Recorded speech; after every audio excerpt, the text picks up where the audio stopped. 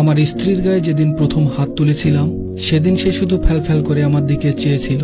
থাপ্পড়ের বেগ এমন ছিল যে তার ঠোঁটের কোণে রক্তবিন্দু জমে গেছিল। নিঃশব্দে চোখ থেকে পানি ঝরছিল, তার কোনো প্রতিবাদ সে করেনি। আমি কিন্তু তার চোখের পানি দেখে গলে যায়নি, বরং আরো কঠোর হয়েছিলাম।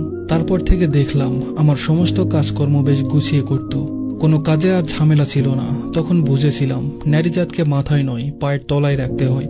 বেশি আলগা দরদ দেখালে বিগড়ে যায় এরা, তাই তাকে কন্ট্রোল রাখার জন্য পান থেকে চুন খসলেই মারতাম। একসময় দেখলাম আমার স্ত্রী আর আগের মতো চঞ্চল নেই, প্রয়োজন ছাড়া কথা বলে না, কোনো আবেগ আর দেখি না, যা বলি বিনা বাক্যে করে দেয়। মাঝে মধ্যে মনে হতো যেন একটা রোবট নিয়ে ঘর করছি। ওর হাসি মাখা মুখটা ভুলে গেছিলাম। এক রাতে দেখি স্ত্রী পাশে নেই।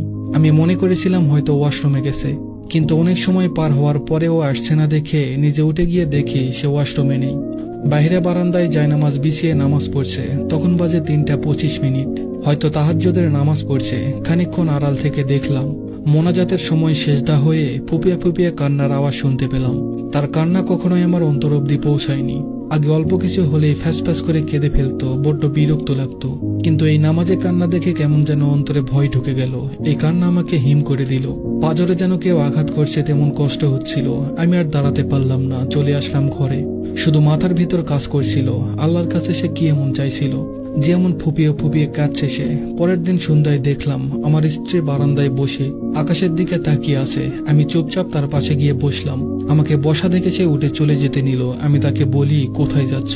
সে ভীতু চোখে বলল, এই সময় তো চা খাও, আমি এখন চা করে আনছি। বললাম, আমার চা লাগবে না এখন, তুমি আমার পাশে বসো একটু। আমার কথায় সে কিছুক্ষণ বোকার মতো চেয়ে রইল। তারপর বাধ্য মেয়ের মতো আমার পাশে খানিকটা দূরত্ব বজায় রেখে বসে পড়ল। আমি ওর দিকে তাকিয়ে নরম সুরে বললাম, তোমার কি কোনো অভিযোগ আছে আমার প্রতি?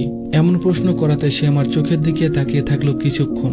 হয়তো বুঝতে চেষ্টা করছিল কেন এমন প্রশ্ন করেছি হঠাৎ। অন্যদিকে তাকিয়ে সে শান্ত স্বরে বলল, অভিযোগ আমার আর কোনো মানুষের কাছে বলি না।